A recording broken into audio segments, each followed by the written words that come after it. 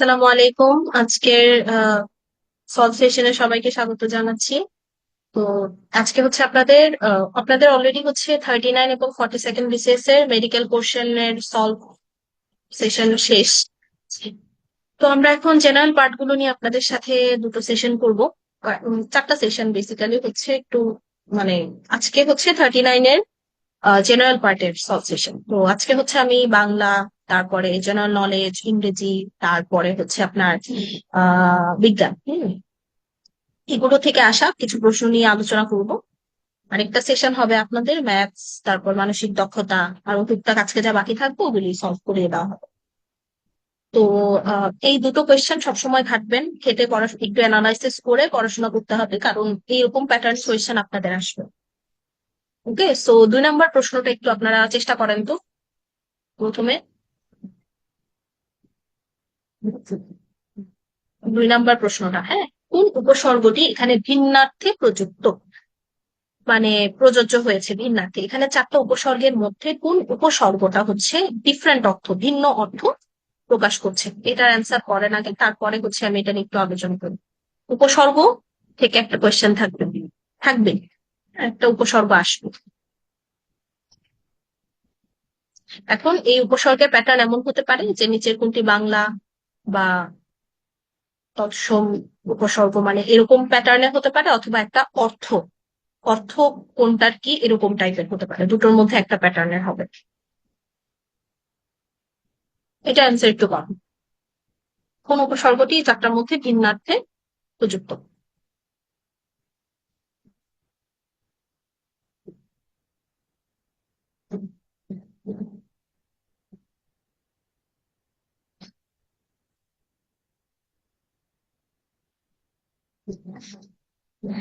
আচ্ছা, তো এখানে মধ্যে দেখেন উপনেতা। উপনেতা মানে হচ্ছে, এখানে উপ মানে ক্ষুদ্র, উপগ্রহ মানে গ্রহেরও ছোট, উপসাগর মানে সাগরেরও ছোট। এই যে শব্দগুলো এখানের মধ্যে, উপ মানে হচ্ছে কি বোঝাচ্ছে? ছোট, ক্ষুদ্র, ক্ষুদ্র অর্থে ব্যবহৃত হচ্ছে শুধুমাত্র। হ্যাঁ, ভেরি গুড, এখানে একজন অ্যান্সার করেছেন। তো এই যে উপভোগ, এখানে উপভোগ শব্দটা হচ্ছে তৃপ্তি, হ্যাঁ, তৃপ্তি অর্থে ব্যবহৃত হচ্ছে। সো এভাবে করে প্র্যাকটিস করতে হবে যে কোনগুলি বাংলা তৎসম উপসর্গ, এরকম এগুলি মুখস্থ করতে হবে, পাশাপাশি হচ্ছে অর্থগুলো মানে একটু দেখতে হবে আর কি। তো দুইভাবেই প্র্যাকটিস করতে হবে। আচ্ছা, এর পরেরটাতে যাই। A person who believes that laws and governments are not necessary is known as, যে মনে করে লজ এবং গভর্নমেন্টস নেসেসারি না, তাদেরকে এই প্যাটার্নের একটা প্রশ্ন আসে। হ্যাঁ, আহ, আহ, আপনার হচ্ছে এগুলির আমরা একটা লিস্ট দিয়ে দিব আপনাদেরকে, হ্যাঁ, আপনাদেরকে আমরা লিস্ট দিয়ে দিব, যারা আমাদের ব্যাচে ভর্তি হবেন তাদেরকে এরকম যা মানে প্যাটার্নের কয়েকটা প্রশ্ন লিস্ট দিয়ে দিব, ওগুলি মুখস্থ করলে এর মধ্যে থেকেই চলে আসবে। তো বলেন, এটার অ্যান্সার বলেন। A person who believes that laws and governments are not necessary is known as, বলেন তো, তাকে কি বলা হয়?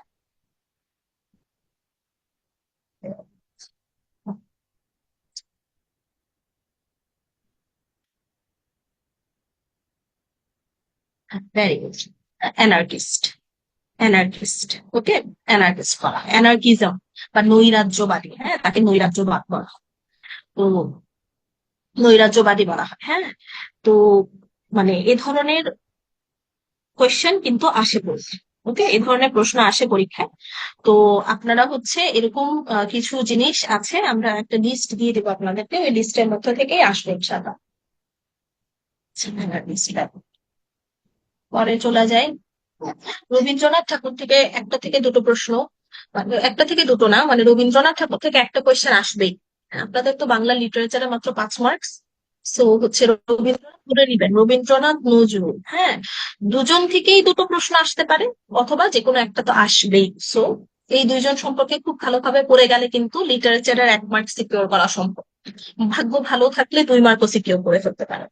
ওকে, সো রবীন্দ্রনাথ ঠাকুর রচিত কৌতুক নাটক কি? রবীন্দ্রনাথ ঠাকুরের যত কাব্যগ্রন্থ, কবিতা, উপন্যাস, ছোট গল্প, হ্যাঁ, ইম্পর্টেন্ট উপন্যাসের কিছু ক্যারেক্টারের নাম, তারপরে হচ্ছে যে ওনার বাবার নাম দাদার নাম এখন আর এগুলি আসবে না, এগুলি এখন প্যাটার্ন চেঞ্জ হয়ে গেছে। এই গল্প গ্রন্থ, এই নামগুলি পড়তে হবে এবং খুবই ইম্পর্টেন্ট ইম্পর্টেন্ট জিনিসগুলি। হ্যাঁ, কোন পত্রিকার সম্পাদক ছিলেন তিনি, তারপরে প্রথম কবিতা কোনটা, কত বছর বয়সে প্রকাশিত হয়েছে, এগুলি খুব ভালোভাবে পড়তে হবে।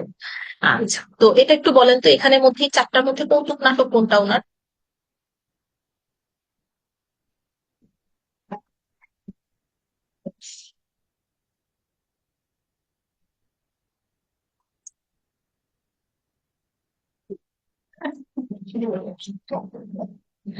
কৌতুক নাটক কোনটা?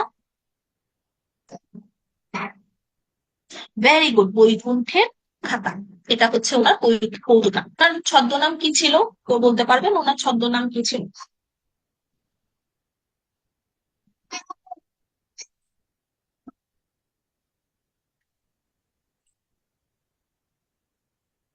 ওনার ছদ্মনাম কি ছিল?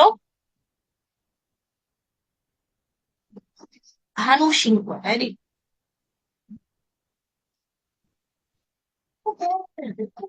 ভানু সিংহ ঠাকুর। Very good. হ্যাঁ, এগুলি বলতে হবে।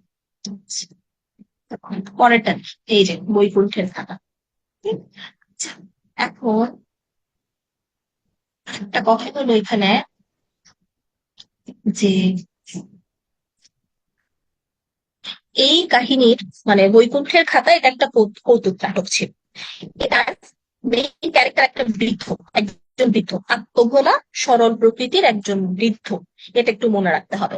এবং সব সময় আমি আপনাদেরকে একটা ট্রিক্স বলি, এভাবে করলে কি হবে, প্রতিটা সাবজেক্টের প্রিপারেশন অনেক ভালো হবে।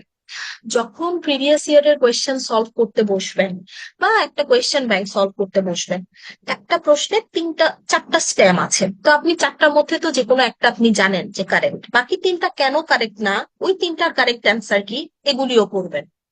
এভাবে করে করে কোয়েশ্চেন গুলি সলভ করে নিলে প্রিপারেশন মানে যে লেভেলের হয়, আপনার একবারে আপনার A to Z পড়াশোনা করলে, একটা টপিক বা একটা সাবজেক্ট পড়লে এর অর্ধেকও হবে না। এটা মনে রাখবেন, এগুলি হচ্ছে ট্রিক্স এবং অল্প সময় আয়ত্ত করা ট্রিক্স। কোয়েশ্চেন সলভ করতে বসবেন, ভালো কথা, খুব মনোযোগ দিয়ে কেন এটা কারেক্ট, কেন বাকিগুলি কারেক্ট না, কারেক্ট অ্যান্সার কি, অবশ্যই এভাবে করে কোয়েশ্চেন সলভ করবেন এবং এগুলি নিজেদের খাতার মধ্যে নোট করে রাখবেন। ওকে, এগুলি খুব কাজে লাগে। আচ্ছা, তাহলে দেখেন যে আহ, এই যে বাকি যে তিনটা রয়ে গেল, জামাই বাড়ি একটা অপশন, হিতে বিপরীত, বিবাহ বিভ্রাট, হ্যাঁ, এই জিনিসগুলি কি, এই জিনিসগুলি রচয়িতা কারা, এগুলি হচ্ছে প্রহসন। প্রহসন, হ্যাঁ। তো এগুলির রচয়িতা কারা, যেমন জামাই বাড়ি হচ্ছে দীনবন্ধু মিত্র, হিতে বিপরীত হচ্ছে জ্যোতিরিন্দ্রনাথ ঠাকুরের, আর অমৃতলাল বসুর হচ্ছে বিবাহ বিভ্রাট। এগুলি সব প্রহসন। সো আপনার জানা হয়ে গেল যে এই বাকি তিনটা কি কি ছিল, কি ধরনের গ্রন্থ, এদের রচয়িতাকে এভাবে করে পড়বেন, সবসময় এভাবে করে পড়বেন। ওকে। অনেকে বলবে যে লিটারেচারে 5 মার্ক বাদ দিয়ে দাও, কমন আসবে না কিছু, এই 5 কেন বাদ দিবেন, সব কমন আসবে। ওকে, স্পেশালি অবশ্যই কমন আসবে, এভাবে করে যদি প্রিপারেশন নেন অবশ্যই কমন করবেন। সমুদ্র তীরে কোনটির প্রাচুর্য থাকে বলেন? সমুদ্র তীরে কোনটির প্রাচুর্য থাকে? সমুদ্র তীরে কোনটা বেশি থাকে? এগুলি খুব কমন কিছু প্রশ্ন, সায়েন্সের, ভূগোলের, আপনার হচ্ছে একদম মানে সলিড জায়গা মার্কস তোলার। হ্যাঁ, সলিড জায়গা মার্কস তোলার, এবং আমাদের পিডিএফ গুলি খুবই সুন্দর। এই পিডিএফ গুলি যদি পড়েন, ভূগোল বা সায়েন্সের আমাদের যে পিডিএফ গুলি আপনাদেরকে দিব, মানে একদম স্বয়ংসম্পূর্ণ, আপনাদের কোনো কোনো প্যারা হবে না, এগুলি করলে একদম সলিড মার্কস তোলা আসবে। Very good. নাইট্রোজেন, হ্যাঁ, সমুদ্র তীরে কোনটার প্রাচুর্য থাকে, নাইট্রোজেনের প্রাচুর্য থাকে বেশি। এটা হচ্ছে যে নাইট্রোজেন থাকে হচ্ছে 78%-এর মতো, আর অক্সিজেন থাকে 20%। বাদ বাকি অল্প গ্যাস থাকে। সো মনে রাখবেন যে সবচেয়ে বেশি পরিমাণে সমুদ্র তীরে থাকে নাইট্রোজেন গ্যাস। ওকে। মুজিবনগর সরকার কখন গঠিত হয়, এই প্যাটার্নের প্রশ্ন থাকবে। মুক্তিযুদ্ধ ভালোভাবে পড়বেন, মুক্তিযুদ্ধ থেকে অনেক প্রশ্ন আসে। ওকে, মুক্তিযুদ্ধ খুবই ভালোভাবে পড়তে হবে। পড়ার একটা প্যাটার্ন আছে, যেমন হচ্ছে যে আপনি বাংলাদেশ পড়ছেন, বাংলাদেশে আপনার শুরুতেই মুক্তিযুদ্ধ যা আছে সব এখন পড়ে ফেলতে হবে, এখনো সার্কুলার হয় নাই তো। আমি এখন বলবো কি, যে এখন খুব ভালো করে মুক্তিযুদ্ধ এই মাসের মধ্যে মুক্তিযুদ্ধ এবং সংবিধানটা শেষ করে ফেলতে পারবে, তার প্রিপারেশন অনেকটুকু আগানো থাকবে। ওকে। মুজিবনগর সরকার কবে গঠিত হয় বলে? Very good, very good. 10th April 1971, 10th April 1971। কোথায়? বৈদ্যনাথ তলার ভবের পাড়াগ্রাম, যেটা বর্তমানে আমরা বলি মুজিবনগর। এই প্যাটার্নের প্রশ্ন এখন আসবে কিনা কোশ্চেন। আচ্ছা, এটা মেহেরপুর জেলা, বৈদ্যনাথ তলা, ঠিক আছে। এবং এগুলি আসে পরীক্ষায় যে মেহেরপুর জেলাটা মুক্তিযুদ্ধে কত নম্বর সেক্টরের অধীনে ছিল, এটা আপনাদের হোমওয়ার্ক থাকবে। আপনারা যারা মুক্তিযুদ্ধ করবেন আমাকে বলবেন, মুক্তিযুদ্ধ ক্লাস ইনশাল্লাহ আমি নিব, ওই ক্লাসে আমরা ডিসকাস করব। সো মেহেরপুর এভাবে আসে আসে কিন্তু, যে মেহেরপুর জেলাটা মুক্তিযুদ্ধের কত নম্বর সেক্টরের আন্ডারে ছিল। ওকে, বলেন মীর মোশাররফ হোসেন রচিত গ্রন্থ, এখানের মধ্যে মীর মোশাররফ হোসেনের কোনটা বলেন? ভেরি গুড, একজন বলেছেন সুন্দর করে, 8 নম্বর সেক্টর, মেহেরপুর ছিল 8 নম্বর সেক্টরে। হ্যাঁ, 8 নম্বর, ভেরি গুড, আপনারা তো পারেন সব, ভেরি গুড। আচ্ছা, মীর মোশাররফ হোসেনের কোনটায় নিচের এখানে বলেন তো। আপনারা লাইভে যারা আছে তারাও অ্যান্সার করেন, এভাবে করলে দেখা যাবে কি যে অনেক পড়া হয়ে যায়।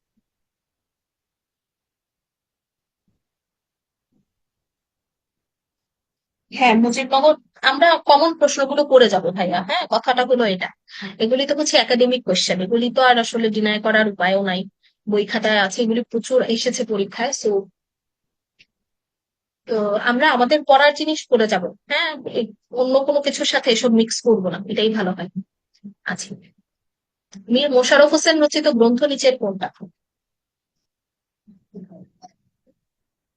গাজী মিয়ার বস্তামি, ভেরি গুড। মীর মোশাররফ হোসেনের সবগুলি গ্রন্থ পড়তে হবে, ওনারা হচ্ছে ইম্পর্টেন্ট কিছু রাইটার, হ্যাঁ, এদের পড়তে হবে। গাজী মিয়ার বস্তান, এটা হচ্ছে একটা গ্রন্থ, মনে রাখবেন এটা একটা গ্রন্থ। তাহলে বাকিগুলি একটু দেখেন। গাজী মিয়ার বস্তানি ছাড়াও তার আরো কিছু গ্রন্থ আছে, গ্রন্থগুলোর নাম বলতে হবে। অবনতি, উদাসীন পথিকের মনের কথা, এগুলো।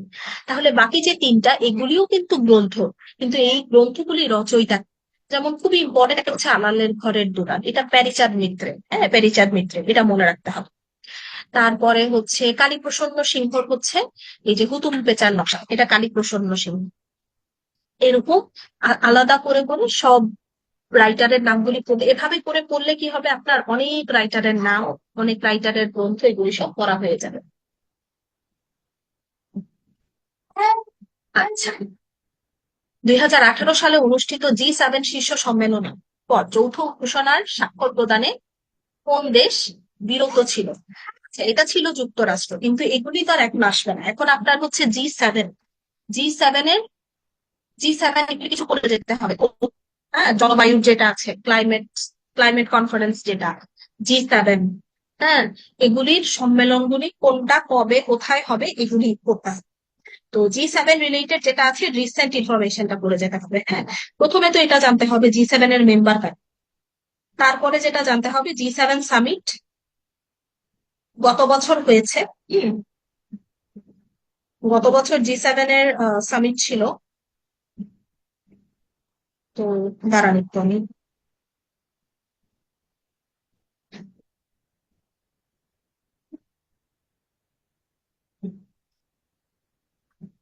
50তম ছিল। আচ্ছা, কয়েকটা জিনিস আমি বলি, লিখতে পারেন। গত বছর G7 এর সামিট অনুষ্ঠিত হয়েছে, যেটা 50তম ছিল, 50তম G7 সামিট। তো আপনার যেটা জানতে হবে সেটা হচ্ছে যে ইতালিতে, হ্যাঁ, লাস্ট ইয়ার ইতালিতে হয়েছে 50তম G7 সম্মেলন, ইতালিতে হয়েছে গত বছর। তারপরে জানতে হবে G7 এর আন্ডারে কি কি দেশ আছে। কেউ কি আমাকে বলতে পারবেন G7 এর আন্ডারে কান্ট্রি কি কি আছে?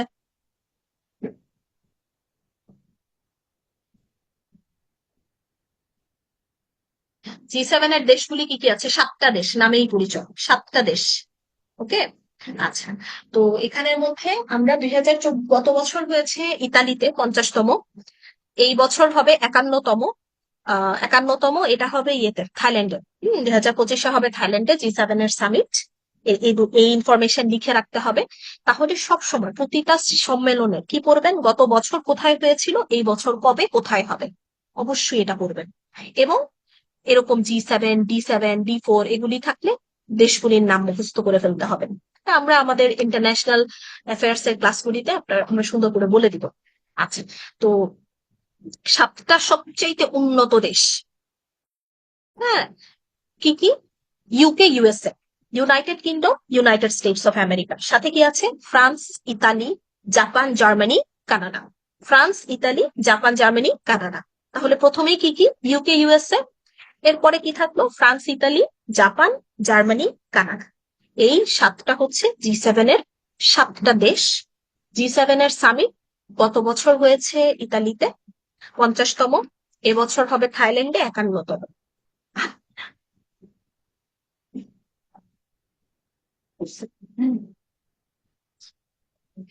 আচ্ছা, এটা বলেন, বেদান্ত গ্রন্থ ও বেদান্ত সার এটা কার রচনা, এটা বলেন।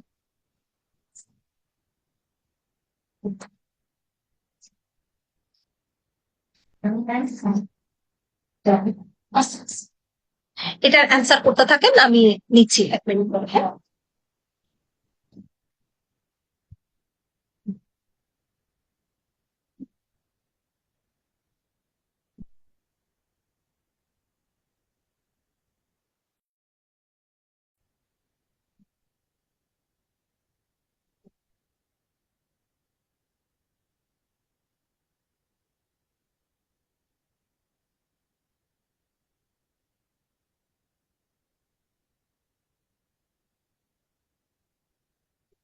বেদান্ত গ্রন্থ বেদান্ত সার তার রচনা, বলেন।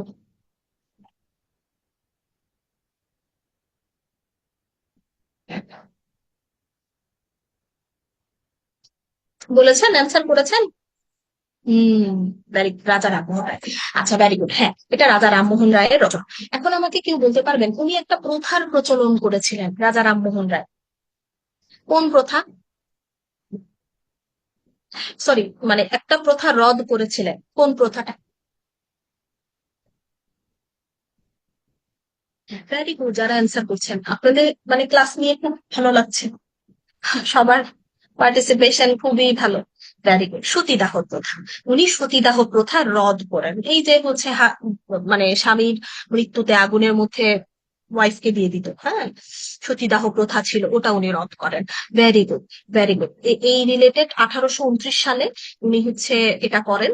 তো খুবই ইম্পর্টেন্ট এটা জিনিস যে এগুলি খুব ভালোভাবে পড়াশোনা করতে হবে, ঠিক আছে। আচ্ছা, আচ্ছা, আর আরেকটা জিনিস আমাকে বলতে পারবেন যে বিধবা বিবাহের প্রচলন করেন কে? বিধবা বিবাহের প্রচলন করেন কে? Ishwarchandra Vidyasagar, very good. আচ্ছা, হ্যাঁ হ্যাঁ হ্যাঁ, ফারহানা আপু যেটা বলছেন ওনার কথাটা ঠিক, সেটা হচ্ছে যে রাজা লর্ড উইলিয়াম বেন্টিঙ্কো, উনি হচ্ছে রাজা রামমোহন রায়ের সহযোগিতায় 1829 সালে সতীদাহ প্রথা রদ করেন। সো কথাটা এমন। এখন কোয়েশ্চেন যে কোনো ভাবেই আসতে পারে যে নিচের কে সতীদাহ প্রথা রদ করেন। এখানে হচ্ছে উইলিয়াম বেন্টিঙ্কো থাকলে উনার নাম দাগাবেন, রামমোহন রায় থাকলে উনার নাম দাগাবেন, দুইজন কখনো একসাথে থাকবে না, ঠিক আছে। Very good, very good.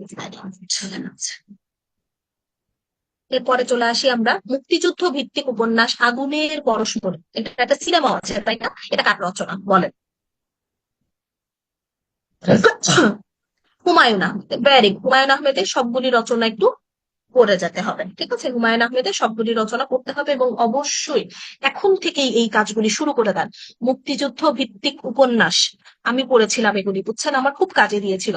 আমি আমার পার্সোনাল জিনিসটা বলি, আমার সাথে আমার সিচুয়েশনের সাথে অনেকের হয়তো বা ম্যাচ হতে পারে।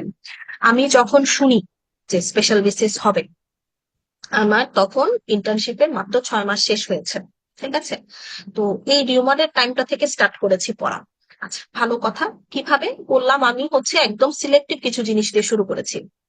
সেটা হলো কি, যে মানে আমাদের সাথে এরকম, মানে আপনি তো রেগুলারিটিস আমাদের সাথে মেনটেন করছেনই, পাশাপাশি আপনি আপনার মতো কিছু জিনিস এখন থেকে গুছিয়ে ফেলতে হবে সার্কুলার দেওয়ার আগে।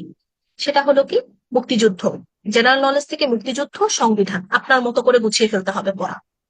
সেকেন্ড হচ্ছে মুক্তিযুদ্ধ ভিত্তিক উপন্যাস যতগুলি আছে, যত গান আছে, যত নাটক আছে, হ্যাঁ, সিনেমা, এগুলি সব সুন্দর করে গুছিয়ে ফেলবেন, কারণ এগুলি মিস যাবে না, প্রশ্ন আসবেই এগুলি থেকে। এবং আপনার হচ্ছে আপনি এভাবে করে গুছিয়ে ফেললে এগুলি হচ্ছে মানে কোয়েশ্চেন আসবে, এই টপিক গুলি গুছিয়ে ফেলা, মিস যাবে না, সুন্দর করে গুছিয়ে ফেলবেন, ঠিক আছে। আর আপনারা গুছান, আপনাদের সাথে তো আর আমি আছি, আপনাদের গ্রুপগুলিতে আমাকে অ্যাড করে দিতে বলবো আজকে। সো আপনারা মানে ক্লাসগুলি গুছাতে থাকবেন, মানে পড়াগুলি গুছান। আপনাদের যদি কোনো মানে সমস্যা হয় বা আমার সাহায্য লাগে, আপনারা আমাকে মেনশন করে দিবেন, আমি সর্বোচ্চ চেষ্টা করবো, ঠিক আছে? আচ্ছা, জীবন থেকে নেয়া চলচ্চিত্রটির পরিচালক কে? জীবন থেকে নেয়া চলচ্চিত্রটির পরিচালক কে?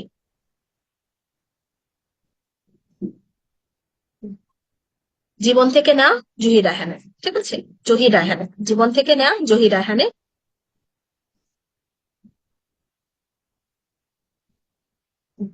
চলচ্চিত্রটি পরিচালক জহির রায়হান, ঠিক আছে?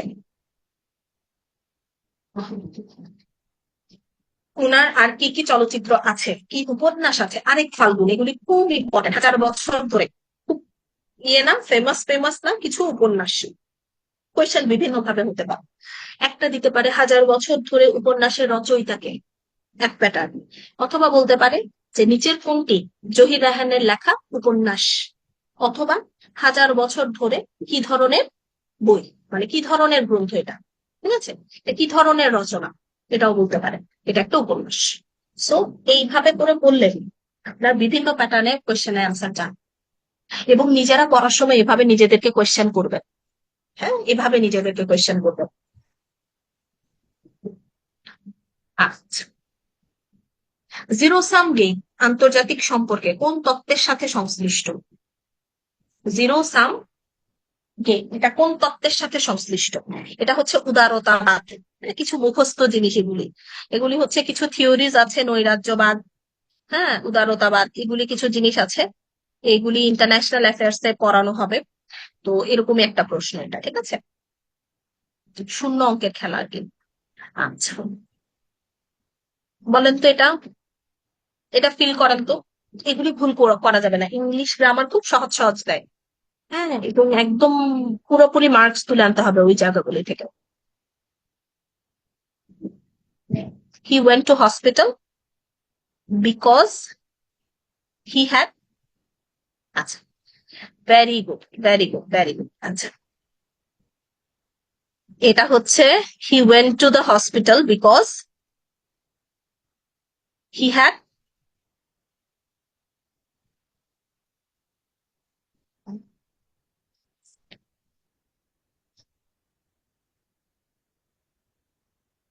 এটার অ্যান্সারটা কি হবে বলেন তো?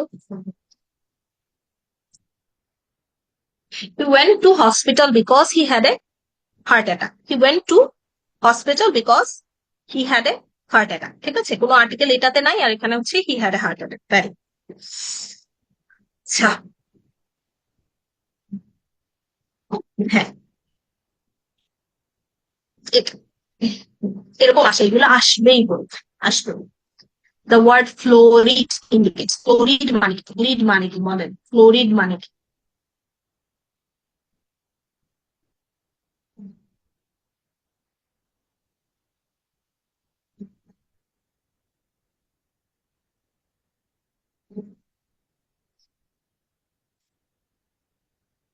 ফ্লাওয়ার, ভেরি গুড, ফ্লোরিড মানে হচ্ছে ফ্লাওয়ার, ভেরি গুড।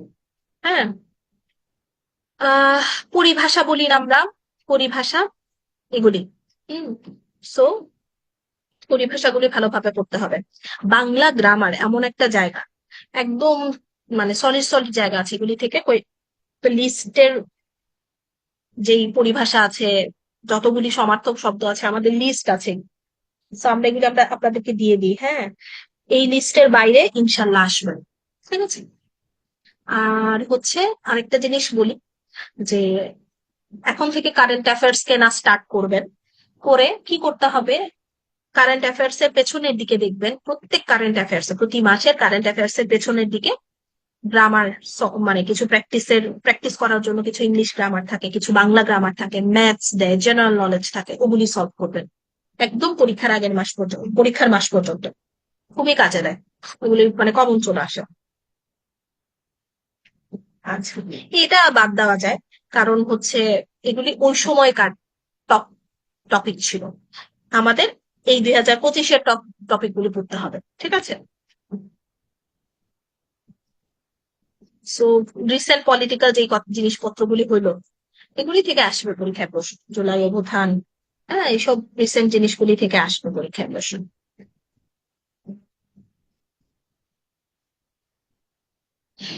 রিসেন্ট জাতিসংঘের মহাসচিব এসেছেন, জাতিসংঘের মহাসচিব রিলেটেড সব পড়ে যাবেন, উনি কততম, কোন দেশের, আর কারা কারা আছেন, কোন টপিক নিয়ে কোন ইস্যুতে কথা হলো ওনার সাথে, রোহিঙ্গাদেরকে দেশে ফেরত নেওয়ার ব্যাপারে। তারপর রোহিঙ্গা পড়তে হবে, রোহিঙ্গা কতজন আসলো, কোথায় আছে, কোথায় পুনর্বাসনের ব্যবস্থা করা হচ্ছে, এইভাবে করে করে আগাতে হবে। ঠিক আছে, রিসেন্ট সাম্প্রতিক বিষয়াবলী এভাবে পড়তে হয়। Complete the following sentence. Had I known you were waiting outside, I বলেন পরের টুকু কি হবে? Very good. Would have invited you to come in. I would have invited you to come in. এগুলি হচ্ছে প্র্যাকটিস করে করে আওতায় আনতে হবে। ঠিক আছে, পারফেক্ট কন্ডিশন, এগুলো কন্ডিশন আর কি। Very good. কোন দেশের জাতীয় সংসদ দ্বিকক্ষ বিশিষ্ট বলেন? এটা এমনিতেই অপশন না দেখেই বল। আমাদের দেশেরটা কেমন আর কোন দেশেরটা? দ্বিকক্ষ বিশিষ্ট। দ্বিকক্ষ বিশিষ্ট হচ্ছে মিয়ানমার, হ্যাঁ মিয়ানমার এটা হচ্ছে দ্বিকক্ষ বিশিষ্ট। আচ্ছা, ভেরি গুড,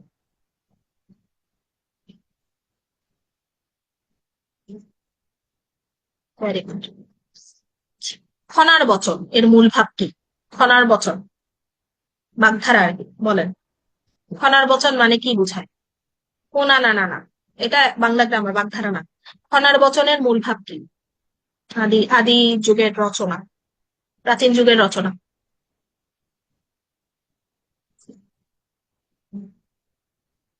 আসলে আমি বলি, বাংলা লিটারেচার থেকে 3 মার্ক তোলা যাবে কিভাবে?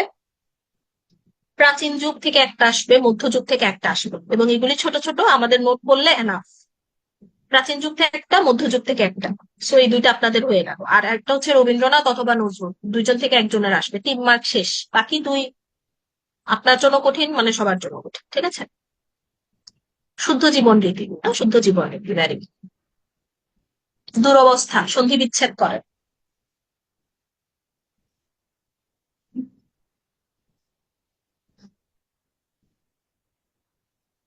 সন্ধি বিচ্ছেদ সব সুন্দর করে করে ফেলতে হবে, নিপাতনের সিদ্ধগুলি বেশি আসে।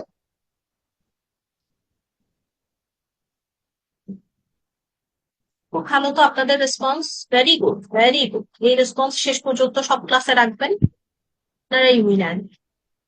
দুরবস্থা, হ্যাঁ দুরবস্থা, দুরবস্থা। আচ্ছা, cricket is a kind of play, it is also a kind of, বলেন। ক্রিকেট তো আমরা জানি খেলা, এটা আরেকটা জিনিস ইন্ডিকেট করে, কি হতে পারে?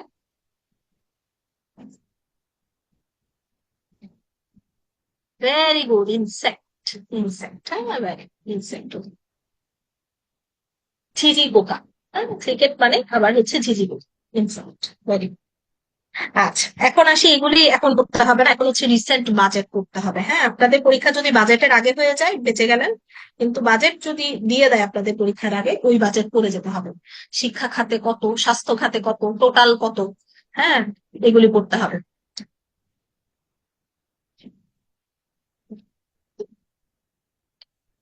বিখ্যাত ওয়াশিংটন কনসেনসাস কোন বিষয়ের সঙ্গে জড়িত, বলেন।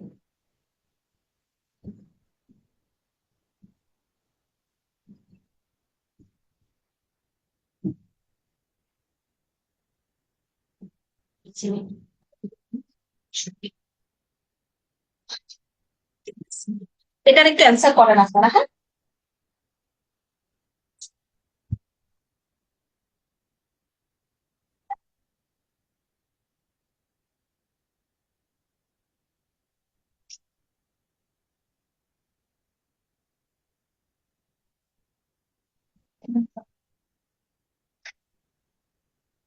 ভেরি গুড, এটা হচ্ছে নয়া উদারতাবাদী অর্থনৈতিক নীতি বাস্তবায়ন। Very good very good very. সবার পার্টিসিপেশন খুবই ভালো, খুবই ভালো। আচ্ছা, পরেরটা, নিচের কোনটি যৌগিক কালের উদাহরণ নয়? নিচের কোনটি যৌগিক কালের উদাহরণ নয়, বলেন যৌগিক কাল না কোনটা?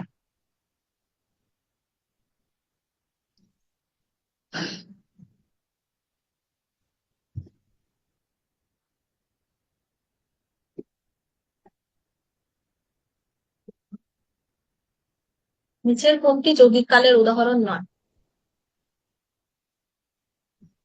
এটা হচ্ছে করব, ঠিক আছে, এটা যৌগিক কাল না, ভবিষ্যৎকালের। ওকে, এটা ভবিষ্যৎকাল বুঝেছে। Very good. কাল করতে হবে। মুক্তিযুদ্ধের সময় নৌকামান গঠিত হয় কোন সেক্টর নিয়ে? সহজ প্রশ্ন না, বলেন। নৌ কমান্ড গঠিত হয় কোন সেক্টর নিয়ে? ভেরি গুড, 10 নম্বর। হ্যাঁ, কোন সেক্টরে, কোন সেক্টর কমান্ডার ছিলেন না বলেন তো?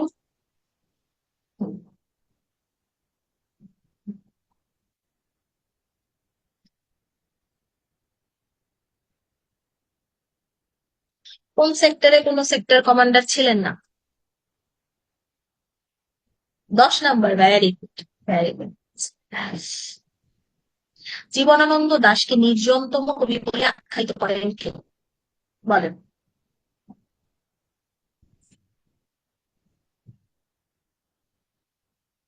Buddhadeb Basu, very good. জীবনানন্দ দাশকে নির্জনতা কবি বলা হয়। ওকে, এবং এটা ওনাকে বলেন বুদ্ধদেব বসু, নির্জনতম কবি। আচ্ছা, পলাশির যুদ্ধ কবে সংগঠিত হয়েছিল? বলেন। খুব সহজ না? তারিখ, কিছু জিনিসের তারিখ মুখস্থ করতে হবে, ওটা আপনার ক্লাসে বলে দিব আপনাদের। ঠিক আছে, কিছু জিনিসের তারিখ মুখস্থ করতে হবে, সবকিছুর তারিখ মুখস্থ করে খিচুড়ি বানানো যাবে না। ঠিক আছে, একদম সিলেক্টিভ কিছু জিনিসের সুন্দর করে তারিখগুলি মুখস্থ করতে হবে। ভেরি গুড, 23শে জুন 1757। 23শে জুন 1757।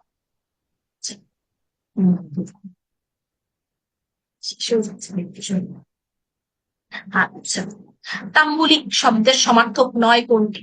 তাম্বুলিক শব্দের সমার্থক নয় কোনটি, বলেন। ভেরি গুড, তামসিক।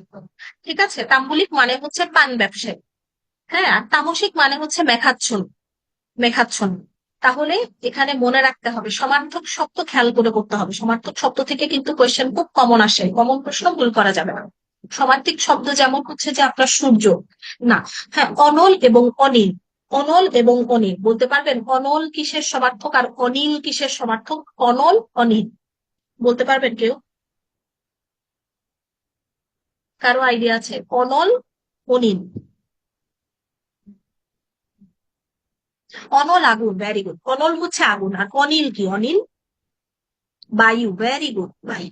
সো পড়ার সময় এইভাবে করতে হবে, পবন, পাবক। হ্যাঁ, তারপরে হচ্ছে এরকম অনেকগুলি সিমিলার আছে। তো সমার্থক শব্দগুলি এভাবে পড়তে হবে। আচ্ছা, যুক্তরাষ্ট্রে রপ্তানি বাণিজ্যের বৃহত্তম বাজার কোথায়? বলেন, এটার অ্যান্সার করেন।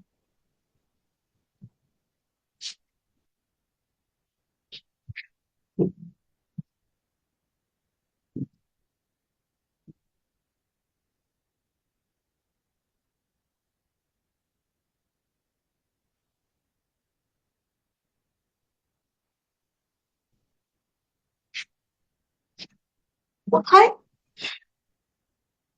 Very good, Canada. Okay, Canada. হ্যাঁ, এটা মনে রাখবেন। বৃহত্তম বাজার কোথায়? কানাডায়। আচ্ছা, আচ্ছা, এখন এটা রিসেন্ট ইনফরমেশন কি হবে? রিসেন্টলি মনে হয় ইইউ, কানাডা না, 2021 সালে কানাডা ছিল, এখন ইইউ। ঠিক আছে, এটা মনে রাখেন, কারেকশন হবে। রিসেন্ট কিছু জিনিস পড়তে হবে। আচ্ছা, ওগুলো আমরা বলে দিব। আধুনিক রাষ্ট্র ব্যবস্থা উদ্ভবের সময়কাল কোনটি? আধুনিক রাষ্ট্র ব্যবস্থা উদ্ভবের সময়কাল কোনটি? 1600 থেকে 1800 সাল। 1600 থেকে 1800 সাল, এটা মনে রাখবেন। হ্যাঁ, 1600 থেকে 1800 সাল, এটা হচ্ছে আধুনিক রাষ্ট্র ব্যবস্থা উদ্ভবের সময়কাল। ঠিক আছে, 1600 থেকে 1800 সাল। আচ্ছা, ওপেকের সদর দপ্তর প্রথমে কোথায় স্থাপিত হয়েছিল বলেন? ওপেক, ওপেকের ফুল ফর্ম কি? এগুলি কিছু সংস্থা করতে হবে, ন্যাটো, ডাব্লিউএইচও, ইউনিসে, এগুলি পড়তে হবে, হ্যাঁ। ওপেক হচ্ছে organisation of the petroleum exporting country, OPEC. এইটার প্রথম সদর দপ্তর কোথায় স্থাপিত হয়েছিল? কোথায় স্থাপিত হয়েছিল? এটার প্রথম সদর দপ্তর স্থাপিত হয়েছিল সুইজারল্যান্ডের জেনেভা, যেটা পরবর্তীতে ভিয়েনাতে স্থানান্তরিত হয়। তাহলে এটা সদর দপ্তর কোথায় বললে অ্যান্সার হবে ভিয়েনা। আর প্রথম কোথায় স্থাপিত হয়েছিল বললে জেনেভা। ডাব্লিউএইচও সদর দপ্তর কোথায় বলেন? ডাব্লিউএইচও সদর দপ্তর কোথায়?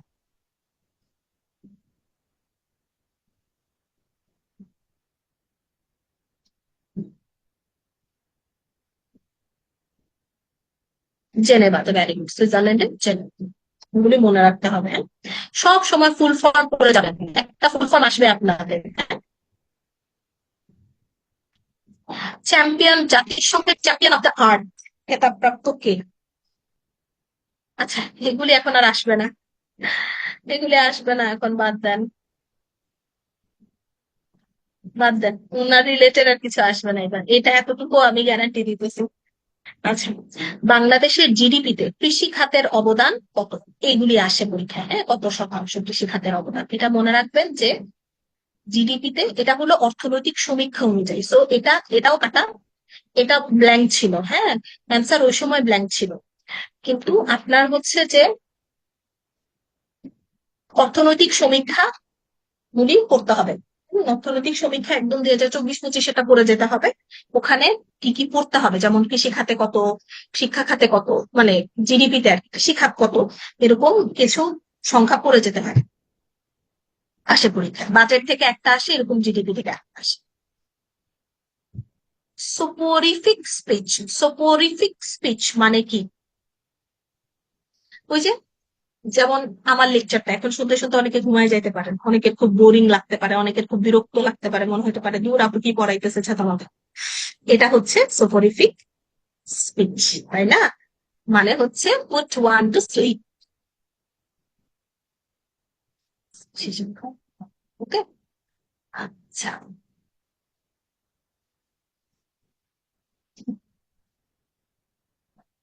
Select the word with right spelling, এখানের মধ্যে সিজোফ্রেনিয়া নেই, সিজোফ্রেনিয়া বা স্কিজোফ্রেনিয়া যেটাই বলেন, এটার সঠিক বানান জানতে চাচ্ছে, একটা স্পেলিং আসবে, হ্যাঁ, একটা স্পেলিং আসবে আপনাদের।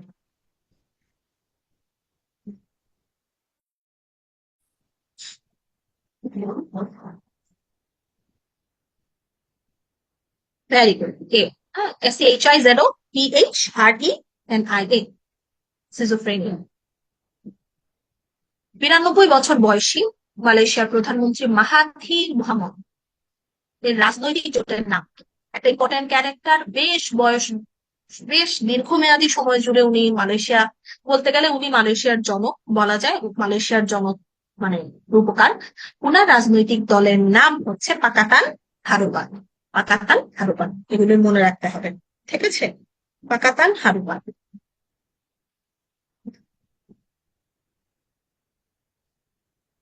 Very good. Love for the whole world is called, love for the whole world is called philanthropy, philanthropy, এটা মনে রাখবেন। ফিলান্থ্রপিস্ট মানে হচ্ছে, কি হলেন, কি বলা যায়, মানবতাবাদী, হ্যাঁ। Love for the whole world, whole mankind. আচ্ছা, এটার অপোজিট ওয়ার্ড কিন্তু মিজানথ্রপি, এগুলি মনে রাখতে হবে, ঠিক আছে? কিছু অপোজিট ওয়ার্ড চলে আসে। আচ্ছা, আজকে শেষ প্রশ্ন, আজকে এতটুকুই আপনাদেরকে সলভ করাবো, নেক্সট সেশনে বাকিটুকু সলভ করানো হবে। তো বঙ্গভঙ্গ রদ হয় কবে বলেন? বঙ্গভঙ্গ ঘোষণা করা হয় কবে, রদ হয় কবে, একসাথে লিখে না, কে রদ করেন এটাও লিখবেন। আজকে লাস্ট, কবে বঙ্গভঙ্গ চালু হয়, কবে রদ করা হয়, কে রদ করেন, এই জিনিসগুলি একসাথে বলে না। হ্যাঁ, ঘোষণা 1905-এ, ভেরি গুড। রদ করা হয় 1911-তে, ভেরি গুড। আচ্ছা,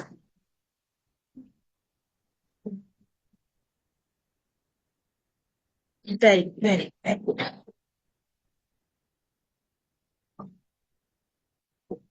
আচ্ছা, তাহলে আপনাদের সবাইকে অসংখ্য ধন্যবাদ আজকের ক্লাসে থাকার জন্য, এত অ্যাক্টিভ পার্টিসিপেশনের জন্য অসংখ্য ধন্যবাদ আপনাদেরকে। আমরা আজকে 40টার মতো প্রশ্ন সলভ করলাম, নেক্সট ক্লাসে বাকিটুকু সলভ করানো হবে, ঠিক আছে?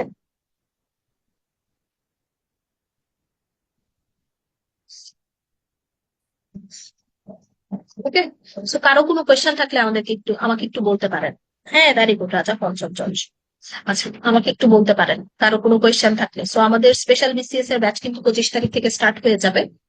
তো আপনারা যারা এখনো অ্যাডমিট হননি, অবশ্যই অ্যাডমিট হয়ে প্রথম ক্লাসটা থেকেই পড়াশোনা শুরু করে দিবেন এবং রেগুলারিটিসটা মেনটেন করবেন। এবং আমরা আরেকটা কথা বলতে চাই, আমাদের প্রতিটা ক্লাস লাইভ হবে।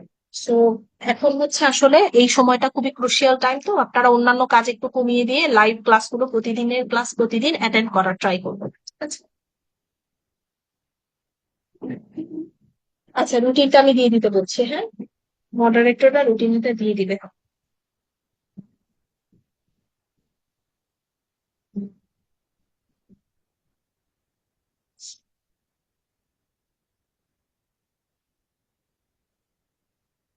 ঠিক আছে, তাহলে আজকে এতটুকুই। ভালো থাকেন সবাই, সবাইকে অসংখ্য ধন্যবাদ অ্যাক্টিভ পার্টিসিপেশনের জন্য।